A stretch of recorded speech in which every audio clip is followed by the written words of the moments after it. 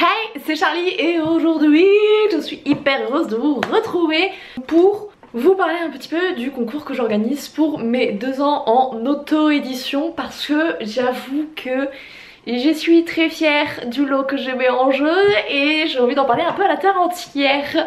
Donc si vous me suivez pas sur Twitter et Facebook, Instagram, mais principalement Instagram et Twitter, vous êtes passé complètement à côté du concours que j'organise pour mes 2 ans en auto-édition, puisque ça y est, je considère en fait que je suis passée officiellement autrice à plein temps. Je crois que c'était le 15 ou le 16 novembre. Et là je vais regarder ma date de fin de CDI, il y aura marqué 19 et je vais pas biter. Mais écoutez, moi dans ma tête on est à peu près le 15-16 novembre où j'ai fait ma rupture conventionnelle, où ça a été acté comme quoi je quittais mon boulot salarié qui ne me plaisait pas, où j'ai pas payé tous les mois, bref. Ça va le trépied, tu veux de l'aide? Le truc il bouge tout seul, c'est bon et il a envie de danser. Mais ouais, du coup ça fait 2 ans que j'ai quitté mon CDI pour me lancer à plein temps dans l'écriture et pour vivre de ma passion qui est l'écriture. Et à cette occasion du coup j'avais envie d'organiser un concours. L'année dernière j'avais fait certains de mes livres moins chers. Ça n'a pas extrêmement bien fonctionné, je vous avoue, parce que c'est vrai que les fidèles, hein, the best of the life, les meilleurs lecteurs, ont à peu près lu tous les bouquins, ou en tout cas tous les bouquins qui les intéressaient. Donc c'est vrai que en mettre d'autres moins chers, ça n'a pas incité d'autres personnes, en fait, les lecteurs à acheter. Donc c'était, moi je pense que j'ai perdu de l'argent dans cette histoire et vous, ça vous a pas totalement plu. Et je ne voulais pas juste proposer un de mes romans à gagner, puisque bah voilà, je pars du principe que s'il y a un de mes romans qui vous plaît, vous l'avez sans doute déjà lu, donc zéro intérêt. Et j'avoue que je sais que les concours sur les réseaux sociaux c'est beaucoup pour ramener des nouvelles personnes. Je suis pas comme ça. Je fais un concours pour remercier les gens qui me suivent depuis très longtemps, qui sont là, qui achètent à chaque fois, qui mettent des évaluations sur Amazon, des petits commentaires, qui m'envoient des petits messages privés en disant qu'ils ont adoré mes bouquins. Moi mon but quand je fais un concours c'est de remercier les fidèles. Et bon, je vais pas vous mentir, si ça amène des nouvelles personnes c'est tant mieux, mais le but pour moi principal d'un concours c'est d'abord de remercier les gens qui me soutiennent. Et donc forcément faire gagner un de mes livres alors que potentiellement la personne a déjà un de mes livres, bon à la limite il faudrait que je le fasse dédicacer. Le souci c'est que, je vais pas vous mentir petit temps, je suis extrêmement feignante, hein, c'est à dire que devoir commander un de mes exemplaires, puisque j'avoue que j'ai que des exemplaires pour moi, j'en ai pas en rab ou quoi, donc il faut que je commande un exemplaire en plus, que je le fasse dédicacer, que je l'envoie par la poste et nanana, ça me gonfle, voilà, comment vous dire, puisqu'il faut que je contacte la personne et... Je suis quelqu'un de feignant, déjà l'idée même d'aller à la poste m'angoisse, vraiment ça me saoule. Et les gens sont là en mode pourquoi tu ferais pas ta propre boutique? Mais parce que j'ai pas envie de passer ma vie à la poste. Même si là où j'habite ils sont pas plus horribles que dans un autre bureau de poste, mais je n'aime pas ça, voilà, hein. Et donc c'est vrai que vous faire gagner un exemplaire dédicacé, bon, ça me branchait pas plus que ça. Et je me suis dit que moi, si une de mes autrices favorites me proposait un concours où je serais au centre du concours, qu'est-ce que ce serait? Et alors là, je vous avoue, le truc il est venu tout de suite. Je me suis dit, j'aimerais beaucoup influencer une de ces histoires. Et là, t'as pas 36 possibilités. Soit tu écris carrément, tu donnes au lecteur la possibilité de donner une action dans le bouquin ou une suite d'actions que l'auteur devra mettre, ou bien tu décides de mettre un personnage secondaire dans une histoire. Et moi j'ai opté pour la deuxième partie, tout simplement parce que ça dépend des bouquins, mais globalement j'ai déjà à peu près une trame un peu floue dans ma tête, il y a des grandes actions qui apparaissent et que c'est quand j'écris que tout se met en place. Ce qui fait que si le bouquin il est déjà à peu près écrit, ou il est à peu près déjà pensé dans ma tête, qu'on vienne un peu mettre le foutoir dans mes idées, j'aime pas trop. Par contre, ce que je peux totalement faire, c'est rajouter des personnages secondaires. Oui, évidemment, vous n'allez pas être l'héros ou l'héroïne d'un de mes livres, ne déconnons pas non plus, hein, parce que généralement en fait j'ai déjà mon planning 2022, j'ai déjà à peu près toutes mes héroïnes, puisque c'est toujours des femmes. À la limite la romance comme Bad Boy et Intello où il y a deux côté, mais c'est vrai que globalement j'ai déjà mes personnages principaux dans mon esprit. Il fait beaucoup plus jour à la caméra que dans la réalité, hein. Moi j'ai un beau petit fond, parce que c'est en fin de journée là, beau petit fond bleu, rose, orange et jaune. J'ai toujours un très très beau coucher de soleil par ici. Mais bref, je m'égare et donc je m'étais dit, hey, si je mettais un personnage secondaire, vraiment qui soit apparaît tout le long du livre mais qui n'a pas un rôle extrêmement important, hein, qui va pas déclencher non plus énormément d'action, soit un personnage qui apparaît qu'à un seul moment mais qui va vraiment déterminer plein de trucs. Donc ça évidemment ce sera en temps voulu vu après avec la personne, et je me suis dit mais ce serait trop cool parce que si, imaginons, il y a plein de gens qui se disent ouais moi ma vie elle est pas, elle est tranquille tu vois, genre j'aimerais bien vivre des choses extraordinaires. T'inquiète frérot, tu te mets dans un de mes romans, je te fais un peu la misère et puis voilà, hein, tu serais un peu l'héros, l'héroïne d'un de mes livres par procuration, hein, puisque tu serais un personnage secondaire évidemment, mais ça peut être une très bonne idée. Et donc je me suis dit que ça ce serait trop cool quoi. Vraiment moi j'adorerais que ça se passe comme ça pour moi. Je me suis dit que ça pourrait potentiellement vous plaire et surtout ça, vraiment ça serait un gros remerciement pour les gens voilà qui suivent mes romans et qui ce serait vraiment genre pour moi ce serait un trop beau cadeau. Et je me dis ben je vais faire ça du coup. Je vous mettrai le lien du post sur Twitter et du post sur Instagram parce que il y a des conditions précises. Si vous participez sur les deux réseaux sociaux, puisque ça se passe sur Twitter et sur Instagram uniquement, vous multipliez vos chances. Du coup, ce qui va se passer c'est qu'à partir du moment où vous allez gagner, il y aura un seul gagnant en tout parce que je sais pas trop comment ça va se passer.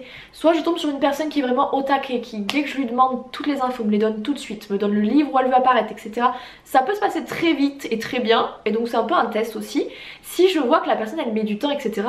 Moi je publie un bouquin par mois. À un moment, en fonction du livre qu'elle va choisir, il y en a, ils vont vite être cramés, hein. C'est-à-dire que celui de janvier, celui de février, il va être pratiquement fini quand vous allez avoir le concours, mais il y a le tome 2. Mais par exemple celui de janvier que je vais commencer à écrire, c'est un one shot, donc autant te dire que si tu te grouilles pas assez vite, bah, le bouquin je vais l'écrire, je vais pas t'attendre. Donc c'est vrai que j'attends beaucoup de savoir comment ça va se passer. Donc pour l'instant il y aura qu'un seul gagnant, enfin plutôt une gagnante parce qu'on va pas se mentir, mon public est composé à 95% de femmes, donc on risque d'être sur une femme qui va gagner. Et donc ça va, pour l'instant comme je suis un peu, voilà c'est la première année, je sais pas trop comment ça va se passer, je pars sur une personne. Si je vois que ça s'est super bien passé, je suis tombée vraiment sur une personne, une petite pépitasse là, elle a tout fait dans les règles, elle a donné plein d'informations etc. Et moi j'ai assez pour produire un personnage, et ben bingo je refais la même chose l'année prochaine et je vois pour mettre 2 autres personnes. Soit ça se passe mal et auquel cas bah, je ferai le truc classique qui est de donner un e-book, voilà. Ça va dépendre. Mais pour l'instant c'est vrai que j'avais envie de tester ça. Alors qu'est-ce qui se passe si jamais vous êtes l'heureux ou l'heureuse gagnante? Je vais vous contacter donc en message privé, donc soit sur Twitter soit sur Instagram. Il faut que j'ai du coup accès à vos messages privés.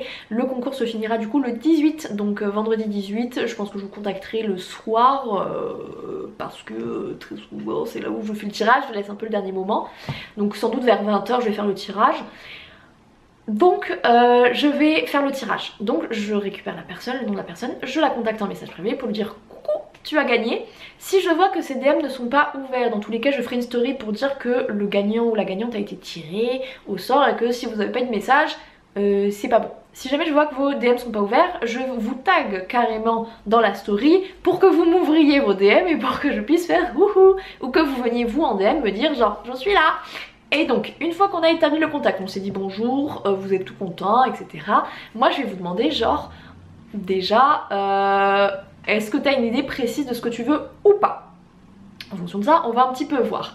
Moi, je vais vous pitcher chacun de mes romans. Donc, c'est-à-dire que sur l'année 2022, il y aura de la romance paranormale avec de l'érotisme dedans. Donc, c'est en janvier.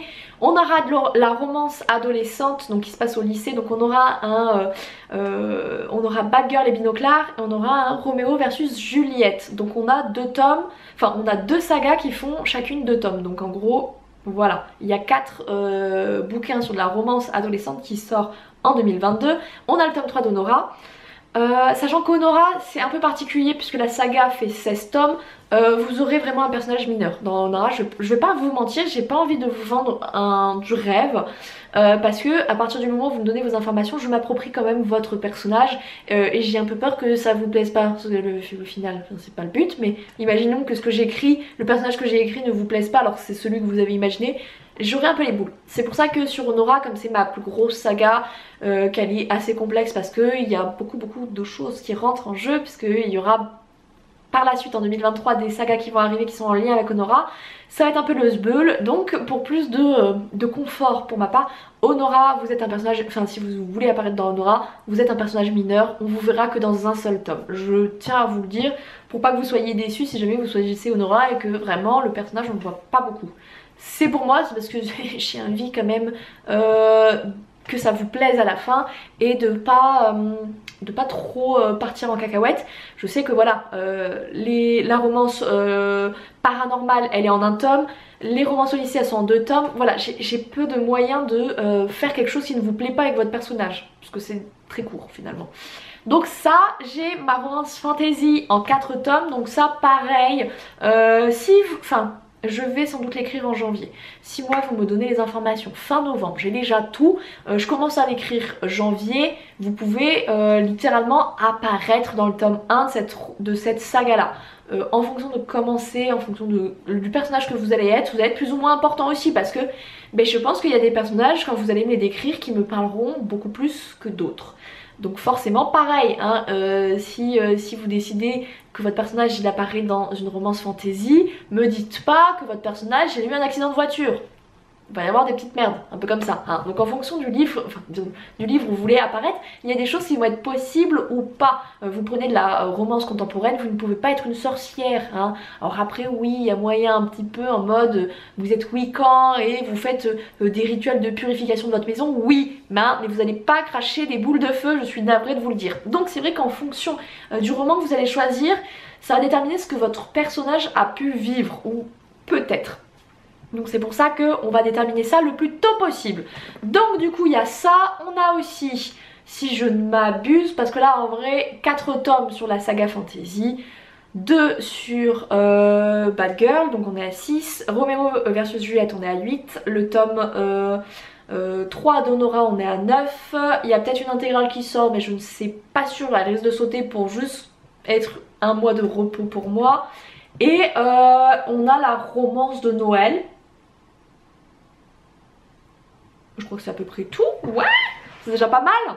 La romance de Noël, pareil, c'est super court. Et je n'ai pas encore réfléchi, la romance de Noël. Donc honnêtement, par exemple si vous êtes dans Opération Faux Petit Ami de Noël, vous serez carrément un membre de la famille, ça c'est sûr, tu vois. Bon après Opération se termine là cette année, mais c'est vrai que pour vous dire que c'est très court dans les romances de Noël, donc je pourrais pas creuser votre personnage, hein.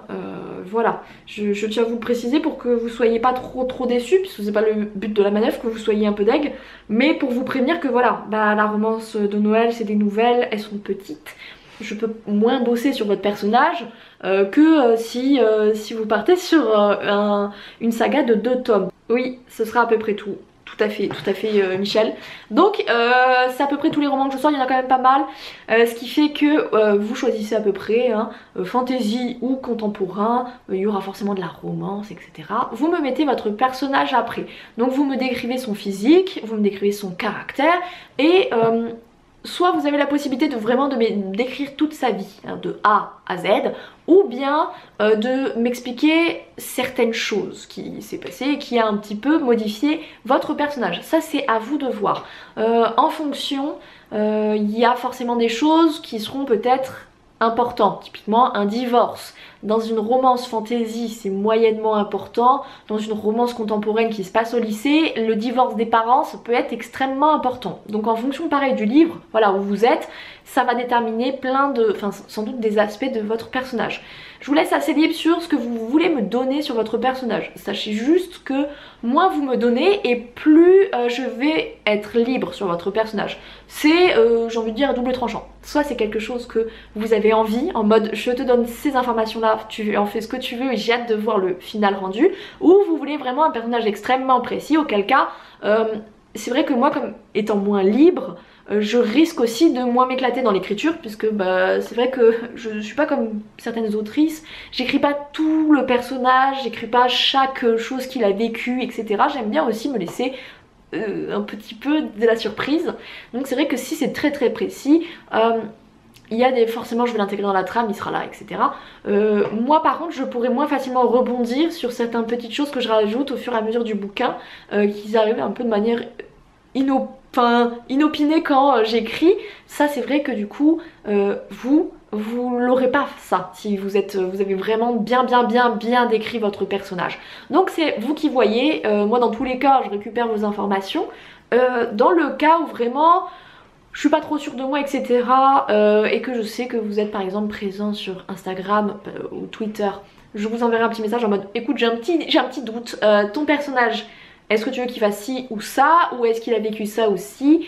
Si vous m'avez laissé assez libre, je ne vous poserai pas la question. Par contre si vous avez suivi une trame très précise, je peux vous poser des questions, auquel cas il faut me répondre, vite hein, parce que voilà j'ai un rythme assez soutenu. Je vais pas rester 40 ans à attendre vos réponses, je vous le dis tout de suite, parce que moi il faut que j'avance hein. J'ai un moment je mange et je mange parce que j'écris des livres. Donc c'est vrai qu'il faut que si vous voulez vraiment ne pas me laisser libre sur vos personnages, faut derrière assurer en fait hein. Donc à vous de voir. Ça dépendra vraiment de ce que vous souhaitez. Et je pense qu'en vrai j'ai à peu près fait le tour. Évidemment du coup bah le résultat il n'est pas encore précis hein, il sera vraiment déterminé à la fin du bouquin, à la fin de l'écriture tout simplement. Moi je vais essayer quand même de faire en sorte que votre personnage ce soit pas juste un vieux gars qu'on voit 2 fois, à part pour Nora bien évidemment, mais c'est vrai que j'étais tombée des fois sur un reportage où il y avait quelqu'un qui pouvait gagner, pouvait apparaître dans les feux de l'amour, et vraiment c'était juste la personne passait juste derrière, tu sais en mode passant dans la rue, et on voyait pratiquement pas, et j'étais en mode c'est quoi ce concours?